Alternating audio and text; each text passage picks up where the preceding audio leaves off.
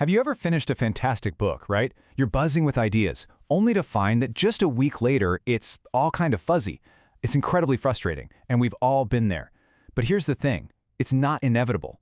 Today we're going to talk about how to dismantle the very architecture of forgetting. We usually think of memory as this thing that just happens to us. Either you have a good one or you don't. But this idea, it completely flips that on its head.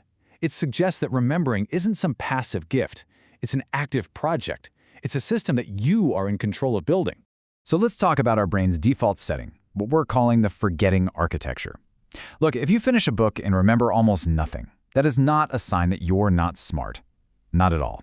It's a sign you're using the wrong strategy. Or, more likely, no strategy at all. Believe it or not, our brains are literally designed to forget. It's a survival mechanism, right? It's there to stop us from being totally overwhelmed by useless information. So think of it as a feature, not a bug. And that's the key takeaway here. If we want to remember something, we have to actively signal to our brain, hey, this is important, keep this. We have to work against that default setting. So that brings us to the big question, doesn't it? How do we actually make that shift? How do we go from just kind of hoping information sticks to engineering a system where it has no choice but to stay? Let's get into the actual blueprint. All right, so where do we start? Well, maybe surprisingly, the first step to remembering more is to read less. Yeah, you heard that right. Your mental bandwidth, your focus, it's a finite resource. To build a really strong mental library, you have to be a ruthless curator of what you even allow inside. This right here is the core mindset shift. A passive consumer? Well, they just want to get through the book. They're focused on completion, just hoping for the best. But a knowledge architect? They are deliberate. They curate. They engineer for deep understanding. So you have to ask yourself, which one are you right now, and which one do you want to become? So how do you actually do that? How do you curate ruthlessly? Here's a simple, super powerful rule. The rule of 50. You give a book exactly 50 pages to prove its worth. If it hasn't grabbed you or given you real value by then, it's time to quit. No guilt. Just move on. And this really says it all, doesn't it? Every minute you spend slogging through a mediocre book is a minute you could have spent with a truly great one. Quitting isn't failure, it's strategy. It's preserving your most valuable asset, your cognitive energy, for the books that actually deserve it. Okay, so once you've picked a book that's worth your time, you don't just dive in head first. An architect needs a blueprint before they start laying bricks, right? For us as readers, that means creating a mental framework before we get into the nitty-gritty details. It's time to build your knowledge tree. A really powerful blueprint for this is the SQ3R method. It's a classic for a reason. First, you survey. Just skim the headings, get the lay of the land. Then you question. This is huge. You turn every heading into a question you want to answer. Suddenly, you're an active detective, not just a passive reader. Then, of course, you read, but you're reading with a purpose, to find those answers. Afterwards, you recite what you've learned, in your own words.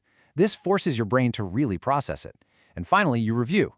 This whole multi-pass approach builds the mental scaffolding first.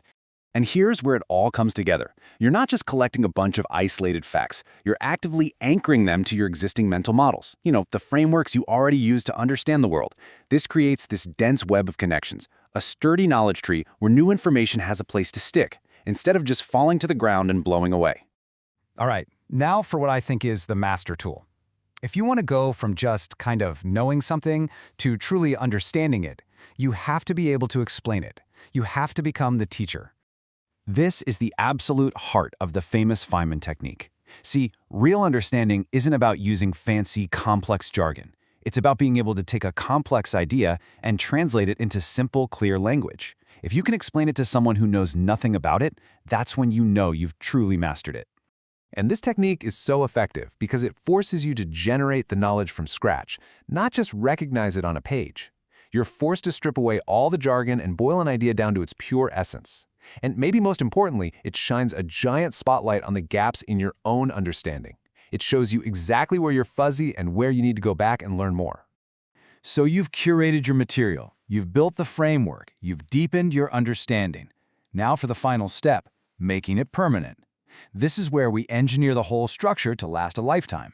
We have to talk about our natural enemy in this process, the forgetting curve. What you're seeing here is how our brains are just wired to dump most new information fast, like within the first 24 hours. But here's the good news. That curve isn't destiny. By strategically reviewing information, you can fight back and you can flatten this curve dramatically. But how you review, oh man, that makes all the difference. Passive review, just rereading your notes or highlights, is incredibly inefficient. It feels like work, but it doesn't do much. The real power, the magic, is in active recall. This is the act of forcing your brain to pull the information out from memory without looking. Yeah, it's harder, but that struggle, that desirable difficulty, is like a workout for your brain. It's what strengthens the neural pathways and builds memory that actually lasts. So what's the most effective way to practice this? It's a system called spaced repetition. And here's a super simple, powerful schedule you can start using today. Summarize immediately after you finish reading. Then review that summary 24 hours later. This is to fight that steep drop in the curve. Then just scan your notes again about a week later. That's it. That simple schedule helps lock it into long-term storage. And here's a great little tool for that first immediate review, the 3-sentence rule. Force yourself to boil down the essence of an entire book into just 3 sentences. It is an intense workout for your brain, I promise you. It combines active recall and simplification into one really powerful exercise. And last but not least, do not underestimate your greatest biological ally in all of this: sleep. When you're sleeping, your brain is not resting. It is working hard, actively sorting, connecting, and storing information. So by reviewing some complex material right before you go to bed, you're basically handing your brain its homework for the night, letting it strengthen those memories for you while you sleep. So we end with a call to action. Because memory isn't magic. It's a system that you get to build. So take a look at your bookshelf right now. Which one of those books deserves another pass, but this time as a knowledge architect? And, just as important, which one is it finally time to let go of? The choice is yours.